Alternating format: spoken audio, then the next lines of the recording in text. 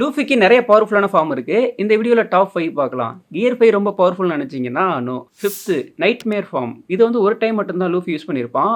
மோரியாவோட 100 ஷேடோவ observe பண்ணதுக்கு அப்புறமா இந்த ஃபார்முக்கு வந்து மாறி இருந்திருப்பான். இதனோட சைஸ் வந்து ரொம்ப பெருசா இருக்கும். இதனோட ஸ்ட்ரென்த் அதிகமா இருக்கும். ஸ்பீடாவும் இருப்பான். 4th pound man. டோஃப்ளமிங்கோக்கு அகைன்ஸ்டா பேட்டில் பண்றப்போ இந்த ஃபார்முக்கு வந்து மாறி இருந்திருப்பான். இந்த ஃபார்ம்ல அவனுக்குள்ள ஏர ஃபில் பண்ணியிருப்பான். ஹேண்ட் அண்ட் லெக் இதை வந்து ஆர்மமெண்ட் ஹாக்கியால கவர் பண்ணி இருந்திருப்பான். இதுலயும் ரொம்ப ஸ்பீடா இருப்பான். இதுல அவனோட அட்டாக்கோட ஸ்ட்ரென்த்தும் ரொம்ப அதிகமா இருக்கும்.